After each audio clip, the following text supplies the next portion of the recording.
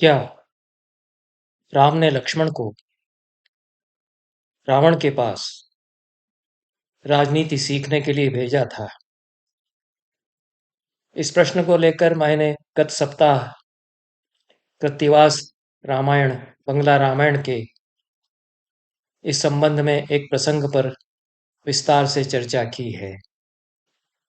उसमें मैंने यह भी कहा था कि कम से कम दो मुख्य रामायण परंपराओं में यह प्रसंग आता है कि लक्ष्मण मरणोन्मुख रावण के पास जाते हैं और उसके अंतिम संदेश को, उसकी अंतिम अभिलाषा को और उसके अंतिम उपदेश को ग्रहण करने के लिए राम के द्वारा वे भेजे गए हैं। दूसरी रामायण कृत्तिवास रामायण है, जिसकी प्रति मुझे प्रोफेसर अद्वैतवादिनी कोल ने भेजी और देवनागरी लिप्यंतर कश्मीरी रामायण का है। उसको मैं पढ़ सकता हूँ पर समझ नहीं सकता अच्छी तरह से।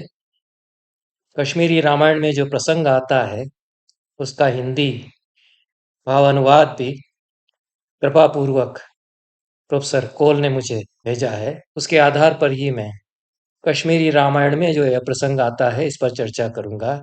यह काशूर रामायण है और इसके प्रणेता पंडित प्रकाश राम कुर्य गाम में है। यह एक आधुनिक कवि प्रतीत होते हैं और परंपरा अवश्य कश्मीर में जो रामायण की है उसमें यह प्रसंग चला आ रहा होगा, ऐसा लगता है। किस प्रकार से यह प्रसंग कश्मीर रामायण में है, यह जो रामायण पुस्तकाकार प्रकाशित मुझे भेजी गई है, काशुर रामायण आने रामु अवतार चरित त कुशलव चरित, यह इसका पूरा शीर्षक है। 2023 में ही यह नया संस्करण इसका छपा है और प्रकाशक इसके अवतार कृष्ण उगामी हैं।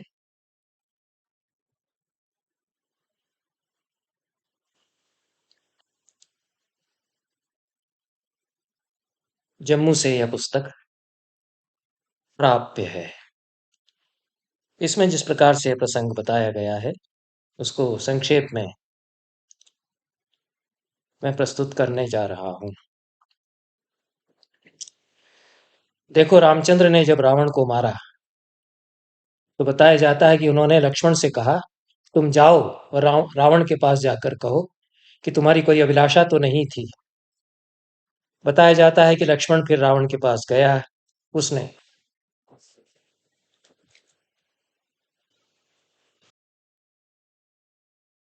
रावण के पास पहुंचकर उसने अपने आप को आवाज दी कि यहाँ तो मेरी आवाज सुनने वाला कोई नहीं है, किसे मैं आवाज दूं। तब वह रावण के सिर के और बढ़ा और कहने लगा कि हे सदाशिव, यह आपकी ही लीला है। 10 सिर वाले रावण मुझे रामचंद्र ने भेजा है। उन्होंने मुझसे कहा है कि तुम रावण के पास जाकर यह बात कहो कि हे महाराज, आपकी कोई अभिलाषा तो नहीं थी, तो मैं क्या संदेश ले जाऊं। वे तो स्वयं आकाश हैं, सर्वव्यापी हैं। यह बात 3 बार उसने रावण के कान में कही। रावण का कोई उत्तर नहीं आया। लक्ष्मण ने कहा कि महाराज, मुझे देर हो रही है, मुझे जल्दी वापस जाना है।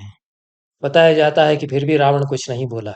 लक्ष्मण रामचंद्र के पास वापस लौट आए और हाथ जोड़कर उन्होंने रामचंद्र को वही बात सुनाई। राम ने कहा कि तुमने उनसे किस तरह बात की थी? क्या तुम जानते थे कि 10 रावण कौन थे? लक्ष्मण ने उत्तर दिया कि मैं उनके सिर की तरफ गया और मैंने उनसे प्रश्न पूछा, उन्होंने कुछ उत्तर नहीं दिया।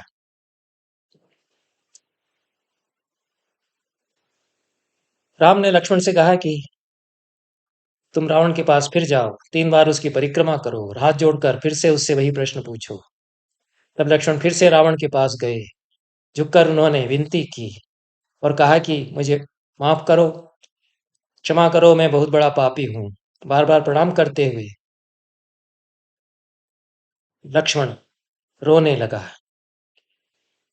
उसके उस पर प्रसन्न होकर रावण से पूछने लगा और वही प्रश्न किया जो पहले कर चुका था कि आपकी कोई अभिलाषा तो नहीं है इत्यादि।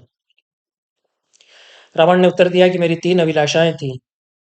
पहली यह कि मैं अग्नि देवता का धुआं नष्ट कर दूं, क्योंकि कोई भी प्रेम भाव से जब होम यज्ञ जप करता है, उसके लिए सामग्री इकट्ठी करता है, ब्राह्मण पंडित जाप करने बैठते हैं, हवन करते हैं, तो उस अग्नि में जो धुआं उठता है उसके कारण उनकी नाक से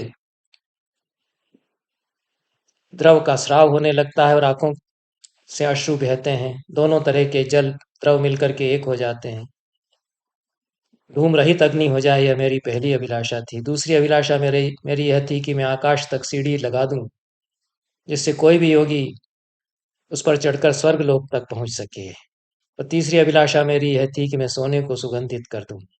जिस प्रकार फूलों में सुगंध होती है, उसी प्रकार सोने में ऐसा सुवास आ जाए कि वह उसकी गुणवत्ता को बढ़ा दे। पर मैं क्या करता, मेरे तो बुरे दिन आ गए और दिन में रात हो गई। यह सुनकर के लक्ष्मण ने रावण से आज्ञा ली और उनके यहाँ से वह जल्दी वापस आए। लौट करके राम के पास आ गए।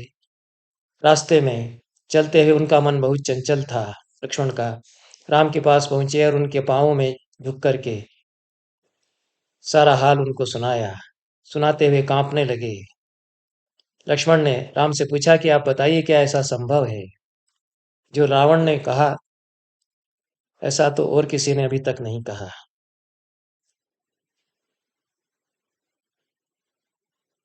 राम ने कहा कि इसमें कोई बड़ी बात नहीं है, कुछ भी असंभव नहीं है। भक्ति से सब कुछ संभव हो सकता है। हे लक्ष्मण, मैं तुम्हें बताता हूँ कि रावण भक्त था। वह हवा में रहकर शिव की पूजा करता था। 10 मस्तक काट कर शिव को अर्पित करता था। प्रतिदिन समीर पर शिव की पूजा करता था। बताया जाता है कि जब पूजा पूरी होती थी तो उसके 10 सिर वापस आ जाते थे। राम की बात सुनकर लक्ष्मण आश्चर्यचकित हो गए। राम ने कहा कि यह उपदेश ध्यान में रखो। देखो कैसे कैसे महारथी हुए। महारथी रावण कितने बलशाली थे। उनकी मृत्यु निश्चित थी, पर वे भटक कैसे गए।